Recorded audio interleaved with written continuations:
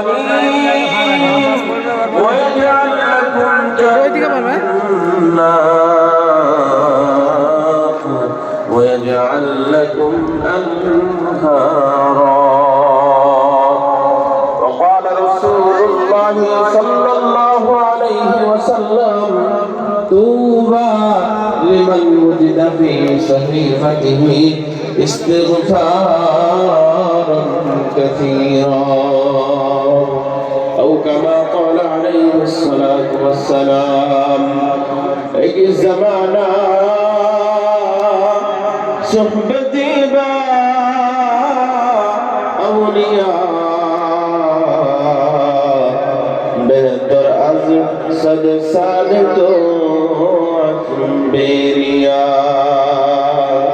मिटा दो अपनी हस्ती को अगर कुछ मतबा चाहो कि दाना खाक में मिलकर गुले गुलजार होता है कि दाना खाक में मिलकर गुले गुलजार होता है. अल्हम्दुलिल्लाह. সর্বপ্রথম ওই মহান আল্লাহ রাব্বুল ইজ্জতের দরবারে শুকরিয়া আদায় করি যে আল্লাহ রাব্বুল আলামিন আমাদেরকে মুজাদ্দিদ হযরত মাওলানা শামসুল মুফতি আজম গাসি রাহমাতুল্লাহ আলাইহির সামিয়ানার নিচে এবং চাটে বসার মতো আল্লাহ আমাদেরকে তৌফিক দিয়েছেন. এজন্য সকলেই একবার অন্তরস্থল থেকে জবান বলে পড়ি আলহামদুলিল্লাহ. মোহতারাম হাজরিন, আমরা এমন এক মুর্শিদের এই চাটাই বসি যে মুর্শিদ তিনি এত বড় রহম দিলওয়ালা ছিলেন, যিনি এত বড় এক বাণীর আবিষ্কারক, ইলাহি রহমত জিয়াদা করে কিয়ামত তক তামাম আলম পর যে হে আমার রব, হে আমার পালন কর্তা, রহমত জিয়াদা করে কিয়ামত তক তামাম আলম পর এই বাণীর উদ্ভাবক যিনি, যে তোমার সমগ্র সৃষ্টির উপর তোমার করুণা বা রহমত বৃদ্ধি করো.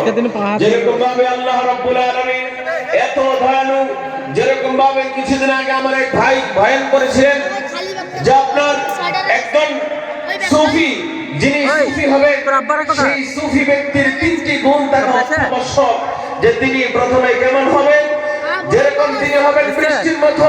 আল্লাহ রাব্বুল আলামিন যখন বৃষ্টি প্রদান করেন তখন যেরকম ভাবে কে আল্লাহ রাব্বুল আলামিনের হুকুম মানলো, কে আল্লাহ রাব্বুল আলামিনের হুকুম মানলো না, যেরকম ভাবে আল্লাহ রাব্বুল আলামিন সেদিকে লক্ষ্য করেন না. কে আল্লাহর পায়ে সিজদা দিচ্ছে, কে আল্লাহর পায়ে সিজদা দিচ্ছে না, সেরকম যেরকম ভাবে আল্লাহ চিন্তা ভাবনা করেন না, ঠিক তদ্রুপ ভাবে আমার আপনার মুর্শিদ সুফি আজম গাসি রাহমাতুল্লাহি আলাইহি তিনি সেরকম চিন্তা ভাবনা না করে সমগ্র মানব জাতি, সমগ্র বিশ্ববাসী, হাইওয়ানাত, প্রাণীকুল সকলের জন্য আমার আপনার মুর্শিদ এই দোয়ার উদ্ভাবন করেছেন, ইলাহি রহমত জিয়াদা কর কিয়ামত তক তামাম আলম পর. শুধুই কি তাই আমার আপনার মুর্শিদ সুফি আজম গাসি রাহমাতুল্লাহি আলাইহি আমরা যে ওজিফা পাঠ করি সেই ওজিফার মধ্যে আমরা ইস্তেগফার, এই ওজিফার মধ্যে কিন্তু একটি ইস্তেগফার আছে. সেই ইস্তেগফার পাঠের ফজিলত কি? কুরআনের আলোকে আল্লাহ রাব্বুল আলামিন বলতেছেন ফাকুল তুস্তাগফিরু রাব্বাকুম ইন্নাহু কানা গফফারা. হযরত নূহ আলাইহিস সালাতু ওয়াস সালামের কোন যখন নূহ আলাইহিস সালাতু ওয়াস সালামকে কোনো রকম ভাবে কষ্ট ক্লেশ দিতে কোনদিন যখন বাকি রাখে নাই, আল্লাহ রাব্বুল আলামিন নূহ আলাইহিস সালাতু ওয়াস সালামের সেই উগ্র কওমকে পর্যন্ত বলেছিল ফাকুল তুস্তাগফিরু রাব্বাকুম ইন্নাহু কানা গফফারা. শুনে তো তোমরা আমার মনোনীত নবীকে তোমরা কষ্ট দিচ্ছ, শুনো তোমাদের এরকম উগ্রবাদিতার জন্য, তোমাদের এরকম পাপাচারের জন্য একমাত্র একটাই শুধু তোমাদেরকে আমল, তোমাদেরকে একটা আমলের মধ্যে যদি তোমরা লেগে থাকো তাহলে আমি আল্লাহ, যদিও তোমরা আমার মনোনীত বান্দা নবীকে তোমরা কষ্ট দিচ্ছ, তাহলে তোমাদের এই গুনাহগুলিকে আমি আল্লাহ ক্ষমা করে দিব. মুহতারাম হাজরিন, আমার আপনার মুর্শিদ সেই ওজিফার মধ্যে ইস্তিগফার দিয়েছেন. কত মহান মুর্শিদ, কত দয়ালু মুর্শিদ.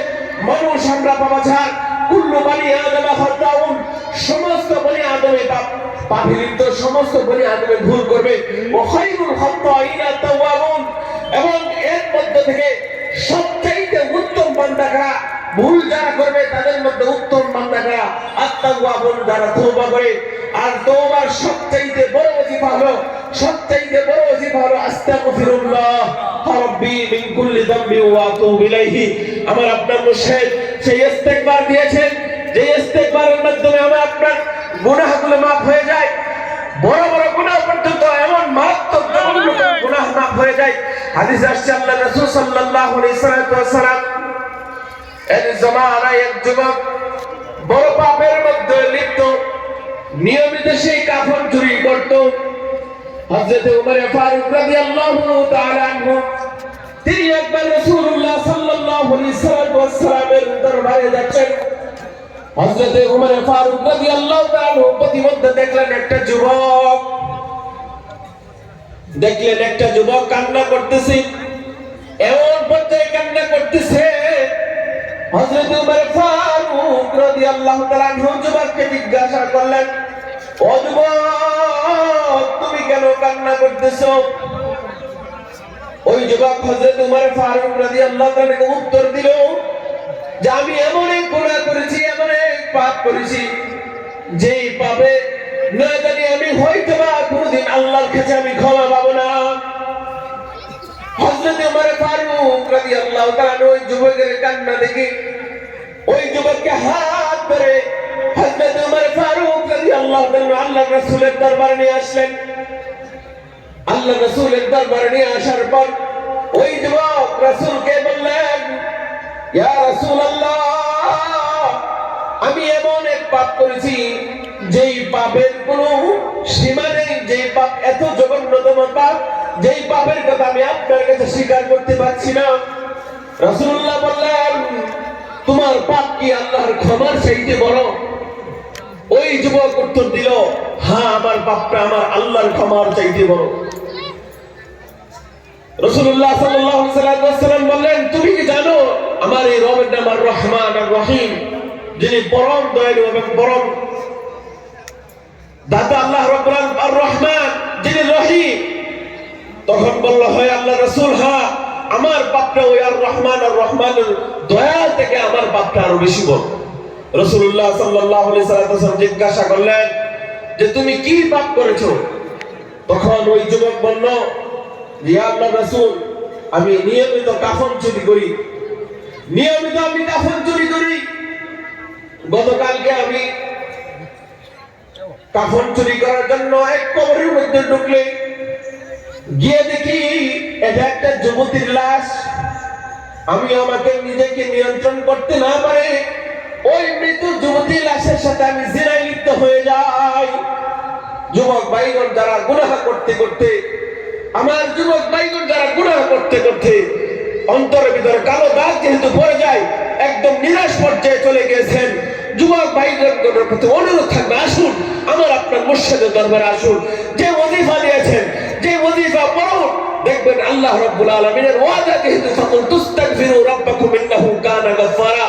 এই ওয়াজিফা পাঠ করতে করতে দেখবা যুবক ভাইগণ, দেখবে তোমরা এই গুনাহ আস্তে আস্তে আল্লাহ রাব্বুল আলামিন দূরীভ করে দিয়েছে। এই যুবক আমার জন্য তামার টাকার জন্য আল্লাহ যৌবন শক্তি আমাকে দেয় নাই। বস্তু হাফেজ বধু দুইয়াম কি গুলতা জানমি মানা আগার মানান সবে মানাত সবে দিগার নবী মানাত। হাফেজ তার শিষ্যকে বলতেছে, বস্তু হাফেজ এক কবিতার শিষ্য হাফেজকে বলে, ও হাফেজ শুনো, বধু দুইয়াম কে গুলতা জানমি মানাত अगर मानद शबे मानद शबे दीगर नमी मानद।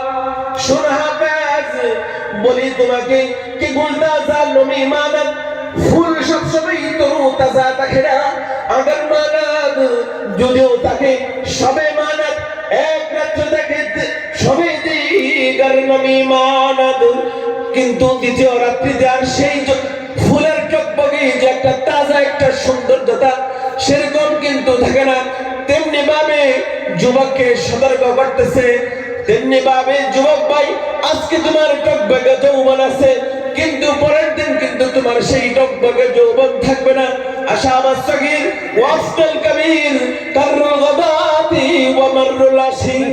কবি বলতেছেন আশাবাস সগীর আপনার শৈশব ছোট্ট বাচ্চাকে আশাবাস সগীর যুবকে পরিণত করে দিল। আশাবাস সগীর ওয়াফতাল কবির এবং বৃদ্ধকে একদম হ্যাঁ করে দিয়েছে। কারুল গদাতি ওয়া মাররুল আসিঙ্গি ওরে উমর মিসলে বরফ কাম চুপকে চুপকে রাস্তা রাস্তা দম বদম কবি বলেন আমার আপনার জীবনটা হলো বরফের মতো চুপকে চুপকে রাস্তা রাস্তা দম বদম একরকম ভাবে বরফ যেরকম ভাবে টপ টপ টপ টপ করে পড়তে পড়তে এক সময় বড় একটা বরফ যেরকম শেষ হয়ে যায়।